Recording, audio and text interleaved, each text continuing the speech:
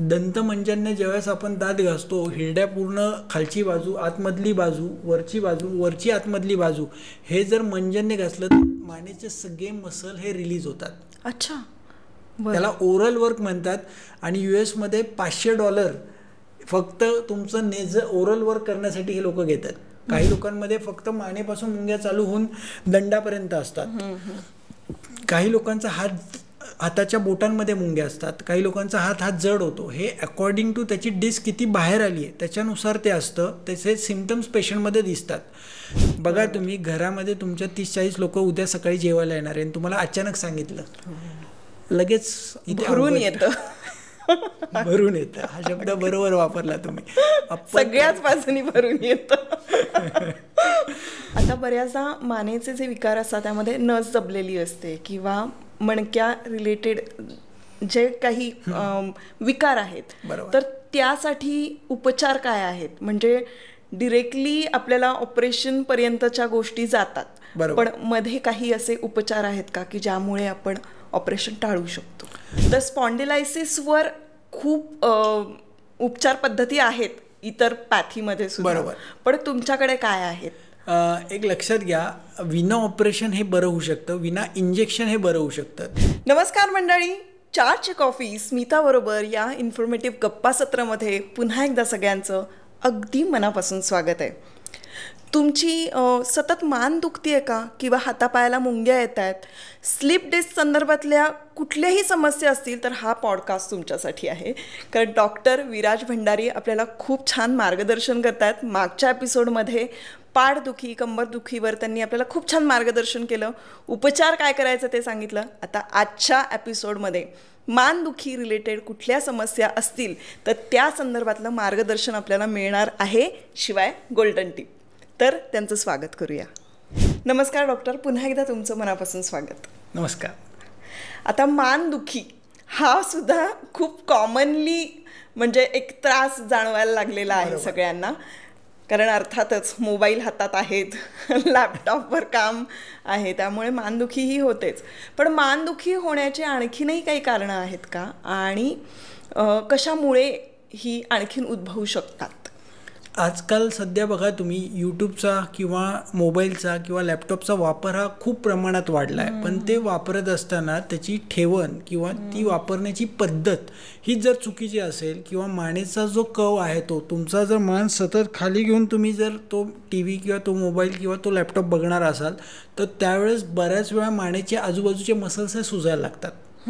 त्याचबरोबर काही लोकांमध्ये हंप येतो, काही लोकांमध्ये ती सूज जी आहे ती काही टेनिस बॉलसारखी, काही लोकांची सूज ही त्याच्या 4 पट पण असू शकते. मग त्यामुळे बऱ्याच वेळा तुम्ही जो काही वापर करणार आहात तो वापर साधारण एखाद्या डेस्कवरती किंवा एखादे आजकाल वेगवेगळे इन्स्ट्रुमेंट पण मिळतात त्याच्यावरती ठेवून जर केला तर मानेवरती लोड येणार नाही आणि कमीत कमी एनर्जी खर्च होऊन आपल्याला ते बघता येईल मोबाईल. त्याचबरोबर लॅपटॉप ठेवताना तो नेहमी तुमचा टेबल आणि लॅपटॉप हा समोरासमोर हवा आहे. बऱ्याच वेळा काय होतं, काही CA लोक मी बघतो की लॅपटॉप डावीकडे ठेवून क्लायंटशी बोलत असतात. त्यामुळे मग बऱ्याच वेळा सतत त्या तिरक्या मानेने काम केल्यामुळे बऱ्याच वेळा मान दुखायला लागते. तसंच त्याबरोबर काही लोकांचं डोक्यावरती ओझं घेऊन बरेच लोक, शेतकरी लोक काम करतात आणि त्याच्यामुळे अति ओझ्यामुळे मानेच्या तिथले लॉस ऑफ लॉर्डोसिस कव नष्ट होतो. त्याचबरोबर तुमची खुर्ची आणि टेबल, बऱ्याच वेळा डेस्क जर चुकीचा असेल, काही लोक काय करतात खड्ड्यात जाऊन ती मानेला डेस्कवरती बसतात. त्याच्यामुळे बऱ्याच वेळा काय होतं, मान खाली येते, छातीचा कव तयार होतो आणि तिथली मानेचा कव हा नष्ट व्हायला लागतो. त्याला लॉस ऑफ लॉर्डोसिस म्हणतात. काही लोकांची मान ही फॉरवर्डेड पुढे जाते. तर ही सगळी जी कारणं आहेत ती चुकीच्या पद्धतीने बसणं, चुकीच्या पद्धतीने त्या मानेचा वापर करणं. त्याचबरोबर काही लोकांना मान मोडायची सवय असते. आत्ताच तुम्ही जर बघितलं तर वाराणसीमध्ये एकाने नाव्याकडे मान मोडली आणि तो जागेवरती एक्सपायर झाला. म्हणजे कधीही मान तुम्ही स्वतःहून मोडू नका किंवा स्वतःहून झटके बसेल असं मानेला काही करायचं नाही आहे. त्याचबरोबर मानदुखीचं एक मोठं जे कारण आहे ते म्हणजे खूप वेळ एका जागेवरती एकटक बघत राहणं. अच्छा. किंवा पटकन हालचाल करणं. पटकन म्हणजे काय, एका सेकंदात पटकन आपण जर 3 मुवमेंट मानेच्या केल्या काही लोकांना काय असतं, सवय असते की एखादा चुकीची एक्सरसाइज काहीतरी पॅटर्न करतात आणि त्याच्यामुळे मानेला लचक बसते. काही लोक 2 पिलोज वापरतात, 3 पिलोज वापरतात, मग त्याच्यामुळे मान दुखायला चालू होते. त्याचबरोबर काही लोक सोफ्यावरती बसून रात्रभर TV बघतात आणि दुसऱ्या दिवशी मान अवघडते. मग चुकीचा पिलो, चुकीचा सोफ्यावरती बसून बघितलेले पिक्चर्स हे बऱ्याच लोकांमध्ये वेगवेगळी कारणं ही मानदुखीची असू शकतात. त्यामुळे मान चांगली ठेवायची असेल, पोश्चर चांगलं ठेवायचं असेल तर थोडं कॉन्शियसनेस ठेवायचा आहे आणि आपण ज्या हालचाली करतोय त्याच्याकडे लक्ष द्यायचं आहे. करेक्ट.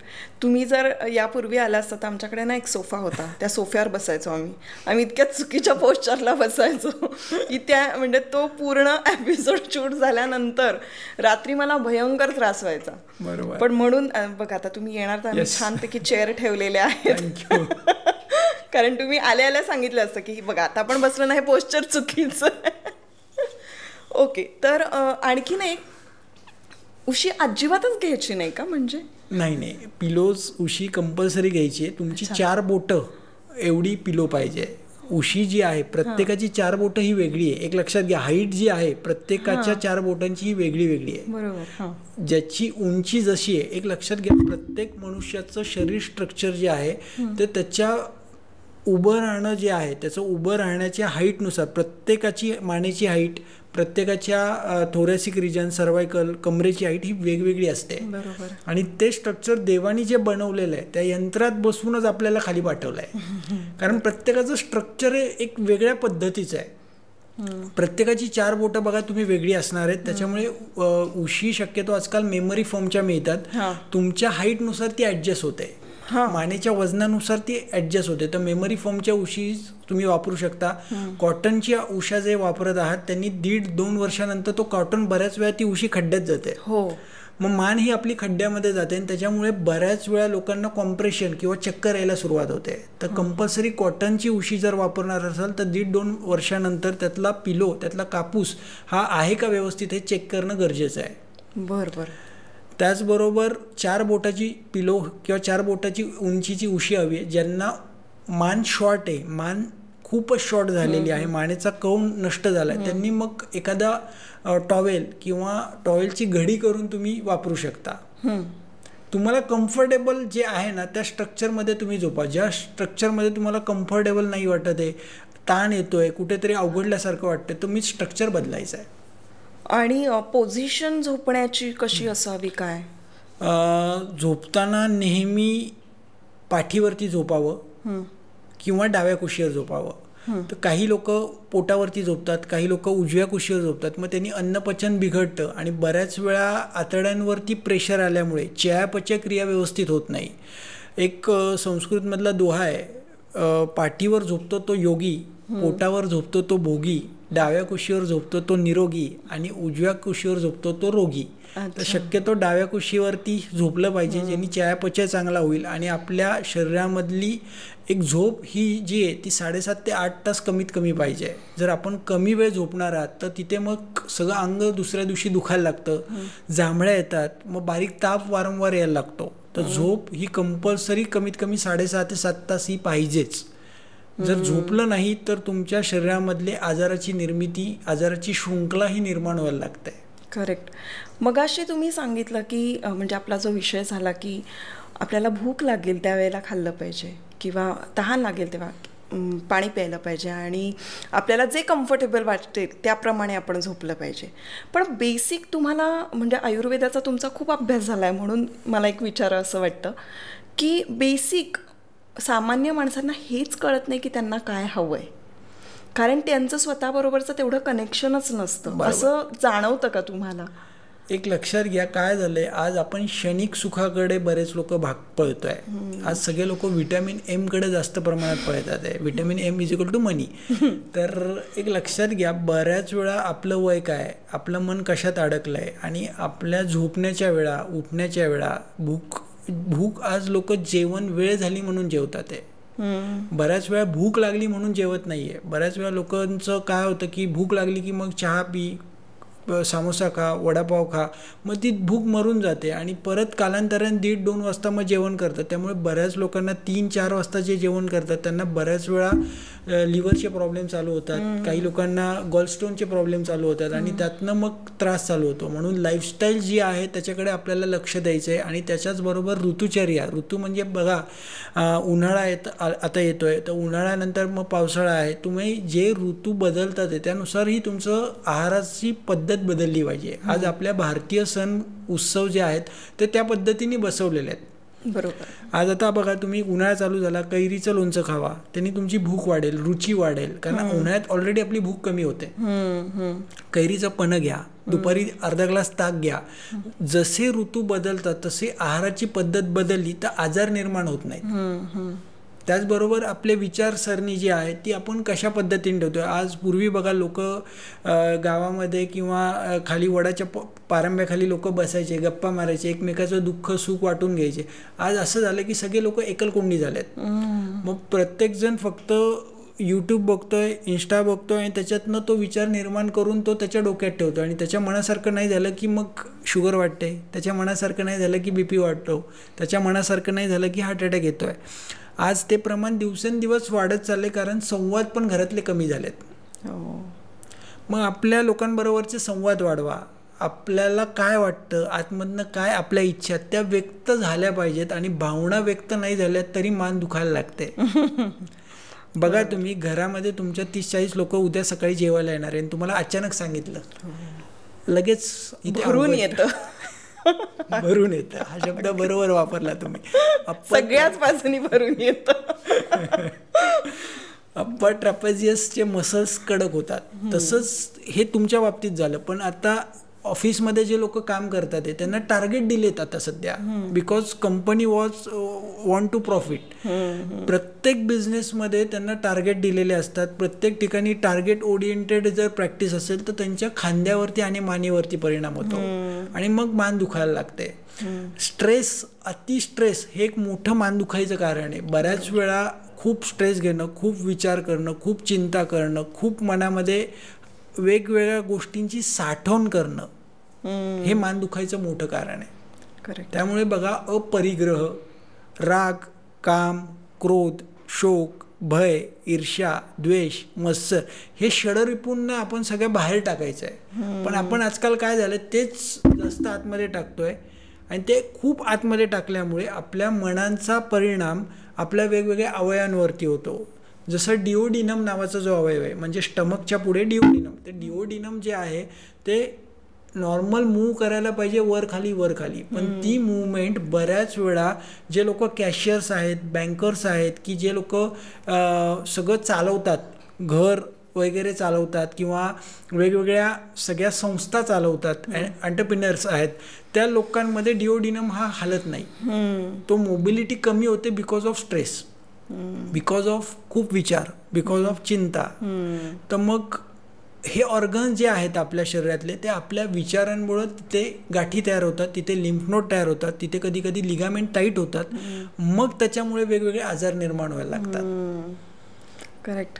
कशाचा स्ट्रेस घ्यायचा, कुठल्या गोष्टीचा स्ट्रेस घ्यायचा नाही, कुठल्या गोष्टी मनात ठेवायच्या, कुठल्या बोलायच्या हे कळणं गरजेचं आहे. भूक केव्हा लागते हे कळणं गरजेचं आहे, तहान केव्हा लागते हे कळणं गरजेचं आहे. हे खूप बेसिक आहे मला असं वाटतं. आणि यात मी एक अजून ॲड करतो. बऱ्याच वेळा काय होतं एक लक्षात घ्या, बऱ्याच वेळा आपल्या हृदयात एक असतं, ओठात एक असतं, ओठात एक असतं पण हृदय वेगळं सांगत असतं. मग जे हृदयात आहे ते ओठात आलं पाहिजे आणि जे ओठात आहे ते हृदयात गेलं पाहिजे, तर मग आजार कमी होणार आहेत. अगदी बरोबर, अगदी बरोबर. आता बऱ्याचदा मानेचे जे विकार असतात त्यामध्ये नस दबलेली असते किंवा मणक्या रिलेटेड जे काही विकार आहेत, तर त्यासाठी उपचार काय आहेत? म्हणजे डिरेक्टली आपल्याला ऑपरेशन पर्यंतच्या गोष्टी जातात, पण मध्ये काही असे उपचार आहेत का की ज्यामुळे आपण ऑपरेशन टाळू शकतो? एक लक्षात घ्या, मणक्यामध्ये मानेच्या आजारामध्ये पहिला आजार जो आहे तो म्हणजे मानेचा स्लिप डिस्क. त्याला C6-C7 डिस्क हर्निएशन किंवा डिस्क पोट्रुजन हे MRIच्या रिपोर्टमध्ये येतं. तर बऱ्याच वेळा काही लोकांची गादी जी आहे ती बाहेर येते आणि गादी बाहेर आल्यामुळे हाताला स्पेसिफिक भागात म्हणजे हाताचा जो अंगठा आहे तो अंगठ्याला मुंग्या येतात, अंगठ्यापासून कोपऱ्यापर्यंत. काही लोकांमध्ये फक्त मानेपासून मुंग्या चालू होऊन दंडापर्यंत असतात. काही लोकांचा हाताच्या बोटांमध्ये मुंग्या असतात, काही लोकांचा हात जड होतो. हे अकॉर्डिंग टू त्याची डिस्क किती बाहेर आली आहे त्याच्यानुसार ते असतं. त्याचे सिम्पटम्स पेशंटमध्ये दिसतात. तर पहिला स्टेज जी आहे त्यामध्ये मान अवघडते सकाळी उठल्यानंतर पेशंटची. बऱ्याच वेळा ज्यांना मानेची डिस्क बाहेर येते ते मान अवघडायला लागते, मान जड वाटते. 1-1.5 तास 2 तास त्यांनी उठल्यानंतर व्यायाम केला किंवा आंघोळ केली की ती बरी वाटते. मग काही पेशंटमध्ये सतत 4 महिने 5 महिने मान सिव्हिअर दुखते, हात सिव्हिअर दुखतात, काही बेचैनी होते. मग बऱ्याच वेळा काही लोकांमध्ये ती डिस्क बाहेर आल्यामुळे होते, काही लोकांमध्ये अजीर्णामुळे होते. हॉटेलचं अन्न खूप सेवन केलंय किंवा बाहेरचं अन्न खूप प्रमाणात खाल्लंय, खूप वेगवेगळे विरुद्ध अन्न खाल्लंय. म्हणजे बऱ्याच वेळा दही आणि वेगवेगळे पदार्थ किंवा दुधाचे पदार्थ एकत्र खाल्ले आहेत. मग ते अजीर्ण गरवीज तयार होतं आणि त्यातनं जो गॅस तयार होतो तो सगळा तुमच्या हातामध्ये आणि मानेमध्ये साठतो. मग त्यातनं ती मानदुखी चालू होते. मग ते काही पेशंटमध्ये चकत्या ज्या आहेत त्या खाली घसरतात बिकॉज ऑफ पटकन मान वळवली, पटकन एखादा झटका बसला, पडले, ट्रॉमा झाला, कुठेतरी गाडीवरनं पडलेत, कुठेतरी झाडावरनं पडलेत, कुठेतरी बऱ्याच वेळा पाय घसरून पडलेत. मग अशा वेळेस मानेवरती झटका बसतो. काही लोक वयाच्या 70-75ला शीर्षासन करायला जातात आणि मान अवघडते. हे खूप पेशंट माझ्याकडे आले की मी शीर्षासन करायला गेलो आणि माझी मान अवघडली. मग त्यामुळे अतिसाहस हे कुठलंच करायचं नाही आहे. तुम्ही सायकल चालवणार आहात, काही लोक माझ्याकडे येतात रिटायर झालो म्हणून सायकल चालवायला एकाच दिवशी 400 किलोमीटर चाललो आहे, मग तिथे मान अवघडली. खूप वेळ गाडीचा प्रवास केला, मान अवघडली. त्यामुळं एक की गाडीचा प्रवास करत आहात, 1 तासानंतर गाडी साईडला घ्या, 2 मिनटं चाला, बसा शांतपणे, मग परत गाडीवरती बसा. तुम्ही घरच्या घरी रोप ट्रॅक्शन घेऊ शकता किंवा टॉवेलने ट्रॅक्शन घेऊ शकता. की जे लोक सतत कॉम्प्युटर समोर बसतात आहे त्यांनी टॉवेल घ्यायचा, मानेच्या मागे टॉवेल लावायचा आणि मागच्या दिशेने तुम्ही मानेला घेऊन जावं जास्तीत जास्त. हात वरती घ्या थोडेसे त्यानंतर तुमचे आणि मान मागे जास्तीत जास्त घेतली तर ऑटोमॅटिक डिकॉम्प्रेशन होणार आहे. तिथे आलेला ताण हा सगळी कमी होणार आहे. त्याचबरोबर भारतामध्ये आपल्या सगळ्या प्राचीन पद्धतीमध्ये दात घासणे, मंजन लावून, ह्याचं जे गामित्व आहे, दंतमंजनने ज्यावेळेस आपण दात घासतो हिरड्या पूर्ण खालची बाजू, आतमधली बाजू, वरची बाजू, वरची आतमधली बाजू, हे जर मंजनने घासलं तर मानेचे सगळे मसल हे रिलीज होतात. अच्छा, त्याला ओरल वर्क म्हणतात. आणि US मध्ये $500 फक्त तुमचं ओरल वर्क करण्यासाठी हे लोक घेतात. आणि त्यांनी पूर्ण मान ही रिलीज होते. म्हणजे पेशंटची मान हलायला लागते. ज्यांची हालत नाहीये त्यांनी मंजनने दात घासायला चालू करा, बघा तुमच्या मानेची मुवमेंट वाढेल. क्या बात आहे. म्हणजे हे खरंच माहीत नव्हतं मला. कारण मंजननी दात घासणं म्हणजे बरोबर आपल्या हिरड्यांना सुद्धा तो मसाज मिळत असतो ना. आणि तो गरजेचा आहे, खूप गरजेचा आहे. लोकांनी जे लोक मंजन तुम्ही मिळत नसेल, तुम्हाला घरी बनवायचं असेल, सोपी पद्धत आहे. गैरिक पावडर आहे, बकुळाचं चूर्ण, त्रिफळाचं चूर्ण, हे सगळं मिक्स करा आणि त्यात सैंधव मीठ टाका थोडंसं. घरच्या घरी तुम्ही मंजन तयार करू शकता आणि तुम्हाला मंजन वापरू शकता.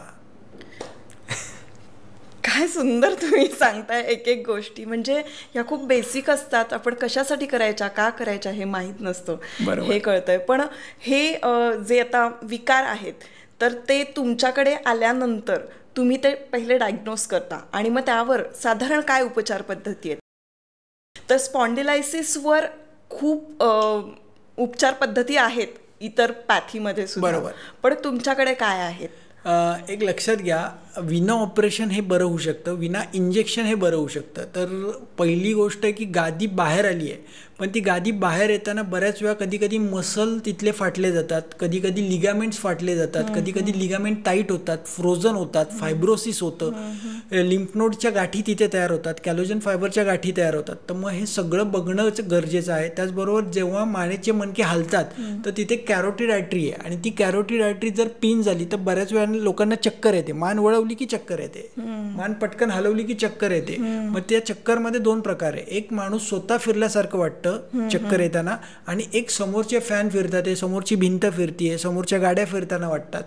मग ह्या दोन्ही चक्कर या 100% कमी होऊ शकतात. याला खूप चांगले आयुर्वेदिक औषधं पण आहेत. त्याचबरोबर क्रायोप्रॅक्टर नावाची ट्रीटमेंट आहे ज्याच्यामध्ये मानेचे मणके जे काही पुढे मागे वर खाली झालेत त्याला आपण रिअलाइन करतो. त्याचबरोबर ज्या लोकांच्या गाद्या बाहेर आल्यात, स्पॉन्डिलोसिस झालेला आहे, मणक्याची चकती ही मागे आली आहे आणि त्याच्यामुळे नस दबली गेली, त्याच्यामुळे मुंग्या येतात आहे किंवा हातातली वस्तू एखादी खाली पडती आहे, हात थरथरतोय, हातामध्ये काही ग्रीप कमी झालेली आहे, कुठली गोष्ट ओढता येत नाही आहे, त्या कंडिशनमध्ये आपण तिथल्या फेशिया मसलची ताकद वाढवतो. त्याच्यामध्ये MET muscle energy technique exercises, ज्यामध्ये आम्ही विशिष्ट प्रकारचे काही एक्सरसाइजेस पेशंटला देतो जेणेकरून पेशंटच्या तिथले स्केलनी स्टर्नोक्लिडोमॅस्टॉइड मसल्सची ताकद वाढली की बोन हे सरळ व्हायला लागतात. त्याचबरोबर 2 मणक्यातलं अंतर वाढवण्यासाठी क्रायोप्रॅक्टर नावाची ट्रीटमेंट दिली जाते. त्याचबरोबर फेशिया रिलीज स्ट्रक्चरल इंटिग्रेशन नावाची ट्रीटमेंट आहे ज्याच्यामध्ये मसल रिलीज केले जातात. जसं मी तुम्हाला म्हटलं की आम्ही दाताच्या आतमध्ये हात घालून ते मसल रिलीज करतो, नाकाच्या आतमध्ये पूर्ण मसल तिथले रिलीज केले जातात, कानाच्या आतमधले मसल रिलीज केले जातात, छातीचा भाग जो आहे तो पूर्ण रिलीज केल्यानंतर मानेची ओढ ही सगळी कमी होते. एक लक्षात घ्या, मान दुखते म्हणजे फक्त मानेला चोळून मान दुखी कधी कमी होत नाही. त्याच्यासाठी छातीच्या आजूबाजूचे मसल, खांद्याच्या आजूबाजूचे मसल हे रिलीज करायला लागतात. बऱ्याच वेळा इथे गाठी तयार होतात आणि मान दुखते. बऱ्याच वेळा खांद्याच्या खालचे मसल्स सेरेटस अँटेरियर, लॅटिसमस डॉर्साय या मसलमध्ये पिंचिंग तयार होतं आणि मान दुखायला लागते. हे डायग्नोज करणं गरजेचं आहे की नक्की मस्क्युलर प्रॉब्लेम आहे, फेशिया प्रॉब्लेम आहे का, बोन मिसअलाइन आहे का, पॅथॉलॉजिकल काहीतरी प्रॉब्लेम आहे. बऱ्याच वेळा कधी कधी रक्ताची गाठ तयार होते आणि ती रक्ताची गाठ मानेच्या तिथल्या मसलमध्ये अडकून बसते, हिमॅन्जिओमा म्हणतात, त्यामुळे मान दुखते. काही लोकांना सिस्ट तयार होतात, मेंदूमध्ये सिस्ट तयार होतात, मेंदूमध्ये गाठी तयार होतात आणि मग इम्बॅलन्स येऊन चक्कर येऊन मान दुखायला लागते. म्हणजे प्रत्येक माणसाचं मान दुखायचं कारण हे वेगळं वेगळं आहे. त्याला डायग्नोज करणं आणि डायग्नोज करून ठरवणं की हा आजार आहे का, उपद्रव आहे का, पॅथॉलॉजिकल काही चेंजेस आहेत का, मेकॅनिकल ही मानदुखी आहे. आणि हे एकदा जर केलं तर मग त्याच्यामध्ये खूप 30 ते 40 प्रकारच्या ट्रीटमेंट मानदुखीसाठी आहेत. जसं काही लोकांना आयुर्वेदिक औषधं द्यावी लागतात, काही लोकांना मानेतनं रक्त काढावं लागतं, काही लोकांना जळवा लावून रक्त काढावं लागतं, काही लोकांना सुई लावून तिथनं जर रक्तमोक्षण केलं तर मानदुखी कमी व्हायला लागते. काही लोकांमध्ये क्रायोप्रॅक्टर, बोन मिसअलाइन असेल तर क्रायोप्रॅक्टर ट्रीटमेंट, काही लोकांमध्ये मसल रिअलाइन करण्यासाठी स्ट्रक्चरल इंटिग्रेशन, फेशियल मॅनिप्युलेशन, काही लोकांचे ऑर्गन इम्बॅलन्स असतात त्यांच्यामध्ये व्हिसरल मॅनिप्युलेशन, जसं मगाशी आपण म्हटलं डिओडिनम, तर मग तो डिओडिनमला आम्ही रिअलाइन करतो, तिथल्या फायब्रोसिस सोडवतो. तो डिओडिनम हाणायला लागला तर मानेचं प्रेशर कमी होतं. त्याचबरोबर इस्तम नावाची ट्रीटमेंट आहे, त्याच्याने गाठी सोडवल्या जातात, लिम्फ नोड सोडवले जातात. तर हे सगळं जे आहे पेशंट टू पेशंट कस्टमाइज ठरवावं लागतं की नक्की या पेशंटला काय गरजेचं आहे. बरोबर. मग बऱ्याच वेळा काही लोकांना फक्त एक्सरसाइज दिला की त्याची मानदुखी जाते, काही लोकांना नाकामध्ये नस्य चिकित्सा दिली तरी त्याची मानदुखी कमी होते. म्हणजे हे कस्टमाइज आहे, प्रत्येक पेशंट टू पेशंट ठरवावं लागतं की त्याची मानदुखी कधीपासून आहे, त्याचा एक्सरे बघावा लागतो, त्याचा MRI बघावा लागतो. आणि त्याचबरोबर आम्ही हे नर्वोस्कोप नावाचं मशीन आणलेलं आहे, ते मानेपासून पहिल्या मणक्यापासून ते आम्ही माकडहाडापर्यंत चेक करतो की मानेच्या तिथल्या नवचं टेम्परेचर किती आहे. मग उजव्या साईडची मान दुखते का डाव्या साईडची दुखते हे मशीन आपल्याला दाखवतं. आणि त्याचबरोबर ती मानदुखी ही ॲक्यूट आहे, क्रोनिक आहे का, 3 वर्षापर्यंत आपल्याला ग्राफ येतो. मग हे सगळं बघून ठरवावं लागतं. आणि त्यामध्ये पेशंटला मग चिकित्सा पद्धती जी आहे ती काही पेशंटला 3 महिन्यात ते बरे होतात, काही लोकांना ज्यांना ऑपरेशन सांगितले ते 9 ते 12 महिन्यामध्ये साधारण 3 तासाचे उपचार दिले जातात. त्याचबरोबर आपण झूम योगा घेतो, त्यामुळे मोबिलिटी वाढते. त्याचबरोबर फ्रँकलिंग मेथड, BS मुवमेंट, वेगवेगळ्या मसल आणि फेशियाला रिलीज करणारे एक्सरसाइज पॅटर्न दिले जातात, मोबिलिटी वाढवणारे एक्सरसाइज पॅटर्न दिले जातात. त्यामुळे ज्यांची मान साधारण एवढीच हलते त्यांची 2ऱ्या-3ऱ्या सेशनला मान पूर्ण खांद्यापर्यंत जाते. एवढे चांगले रिझल्ट्स येऊ शकतात जर पेशंटला कस्टमाइज ट्रीटमेंट दिली तर. तुम्ही झूमवर योगा क्लासेस घेता, तिथे तुमच्याकडे जे येणारे पेशंट असतात त्या पेशंटच्या रिक्वायरमेंटप्रमाणे आसनं असतात, मग तसे सेशन्स असतात की काय? झूमवरती आम्ही काय माझ्याकडे स्पेशालिटी जे आत्ता आम्ही झूम बॅचेस घेतो त्याच्यामध्ये स्पेसिफिक मानेतनं आणि कमरेतनं ज्यांच्या गाद्या बाहेर आल्यात त्यांच्यासाठी स्पेसिफिक आम्ही योगा घेतो आणि तो योगा घेत असताना त्याच्यामध्ये आम्ही ग्रॅव्हिटीला इक्विली म्हणजे पूर्ण पोश्चर जे आहे डोक्यापासून पायाच्या बोटापर्यंतचे सगळे मसल रिअलाइन करणारे योगा त्याच्यामध्ये आम्ही ॲड केलेले आहेत की जेणेकरून पूर्ण स्ट्रक्चर हे रिअलाइन होईल, रिजनरेट होईल आणि प्रत्येक माणसाचं एक लक्षात घ्या नुसतं पेन म्हणून ट्रीटमेंट नाही आहे किंवा सिम्पटम कमी करणारी ट्रीटमेंट नाही आहे. भविष्यात त्या माणसाला त्या रुग्णाला मानेचा त्रास किंवा कमरेचा त्रास परत होऊच नाही म्हणून तिथली ताकद वाढवली जाते. ओके. हे ऐकल्यानंतर आता कमेंट्समध्ये मला बरेच जण विचारतील की मग कुठे आहेत क्लासेस, मग याची लिंक मिळेल का किंवा काय, तर त्यासाठी काय सांगाल तुम्ही? एक लक्षात घ्या तुम्ही doctor Viraj Bhandari spine clinic 90-670-68-153 हा आमचा व्हॉट्सअपचा नंबर आहे. त्याच्यावर तुम्ही हाय करा आणि तुम्हाला त्याचे लिंक्स ज्यांना लिंक्स जमत नसेल त्या वेळेमध्ये तर त्यांच्यासाठी यूट्यूबलाही आम्ही ती हे केलेली आहे, व्हिडिओज फॉर्ममध्ये ठेवलेले आहेत. मंडे योगा प्रोग्राम म्हणून आहे यूट्यूब डॉक्टर विराज भंडारी, तुम्ही तिथे जावा शांतपणे तो 1.5 तासाचा व्हिडिओ बघा. प्रत्येक दिवसाचे आम्ही योगा सेशन तिथे अपलोड करून ठेवलेत. ते योगा तुम्ही करू शकता आणि तुम्हाला त्यांनी खूप चांगलं वाटलं तर नक्कीच कमेंट पण करा की मॅडम आम्हाला खरंच चांगलं वाटलेलं आहे. एक शेवटचा प्रश्न की सतत चक्कर येते बाबा असं काही जण म्हणतात की अचानक हल्ल्यासारखं वाटतं, बरोबर, चक्कर येते, मग ते किती सिव्हिअर असू शकतं, त्यासाठी काय केलं पाहिजे? चक्कर यायचं कारण आहे कॅरोटिड आर्टरी सिंड्रोम आम्ही याला म्हणतो की ज्याच्यामध्ये कॅरोटिड आर्टरी पिंचिंग होते आणि त्याच्यामुळे मेंदूला सप्लाय ऑक्सिजनचा होत नाही, रक्तपुरवठा होत नाही. मग त्या पेशंटला एक विशिष्ट पोझिशनमध्ये मान वळवली की चक्कर येते. मग ती चक्कर जी आहे ती तिला बोन जोपर्यंत तो रिअलाइन होत नाही तोपर्यंत ती चक्कर काही केल्या कमी होत नाही. कारण माझ्याकडे बरेच पेशंट स्टिरॉइड घेऊन पण आलेले आहेत चक्करसाठी. बरेच लोक चक्करच्या वेगवेगळ्या प्रकारच्या ट्रीटमेंट वेगवेगळ्या प्रकारचे फिजिओथेरपी घेऊन येतात. तर मसल रिलीज करणं आणि बोन रिअलाइन करणं ह्या 2 गोष्टी केल्या तर चक्कर ही कमी होऊ शकते. बऱ्याच वेळा हे चक्कर वाढत वाढत जाऊन पेशंटला कंटिन्युअस बाहेर फिरणं पण बंद होतं, गाडी चालवणं बंद होतं. बऱ्याच वेळा गाडी चालवताना चक्कर आली ॲक्सिडेंटचे प्रमाणही होतात. म्हणजे ही चक्कर खरंच भयानक होते कधी कधी, पण ही चक्कर पूर्ण बरी होऊ शकते. ही चक्कर येणं म्हणजे अशा पद्धतीची वारंवार चक्कर येणं आणि वर्टिगो ह्याच्यात फरक आहे ना? एक लक्षात घ्या वर्टिगोचं कारण बऱ्याच वेळा 75% केस स्टडीमध्ये हे सर्वायकल स्पॉन्डिलोसिस आहे. ओके. आणि 25% हे कानामुळे किंवा हृदयाच्या इम्प्रॉपर पंपिंगमुळे होतं. तर ते डायग्नोज करणं गरजेचं आहे. हे हृदयामुळे आहे का कानाच्यामुळे आहे का सर्वायकलमुळे आहे? ओके. चला, बऱ्यापैकी आम्हाला माहिती कळालेली आहे आणि ज्यांना कोणाला तुमच्या क्लिनिकला व्हिजिट करायची असेल तर ते हडपसरला डॉक्टरांचं क्लिनिक आहे, तुम्ही तिथे जाऊन व्हिजिट करू शकता आणि डिस्क्रिप्शनमध्ये पूर्ण माहिती देणार आहे, फोन नंबरसुद्धा देणार आहे, तेव्हा तुम्ही अपॉइंटमेंटसुद्धा घेऊ शकता. आता जाताना आमची गोल्डन टिप.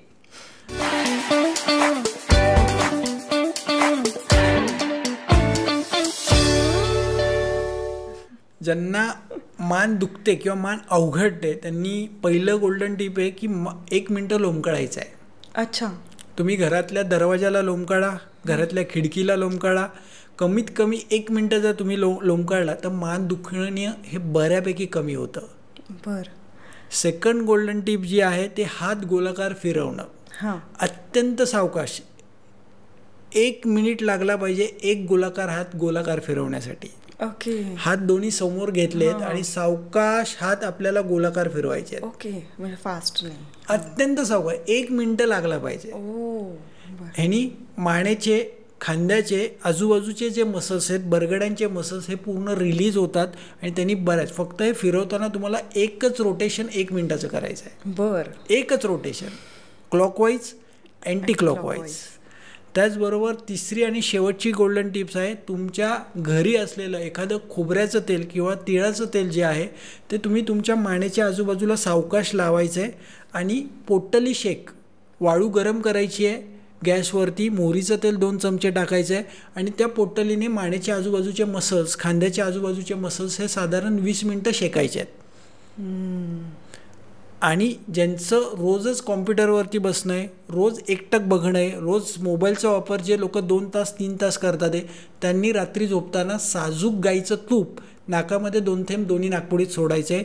नासा ही शिरसोद्वारम, नाक हे डोक्याचं द्वार आहे आणि जर नाकात तूप सोडलं तर मानेच्या हाडांना बळकटी होते, बळकटी मिळते. हो बर, वा, काय छान गोल्डन टिप होती. Thank you so much doctor. खूप महत्त्वपूर्ण अशी माहिती सांगितली, खूप छान मार्गदर्शन केलं. मनापासून धन्यवाद.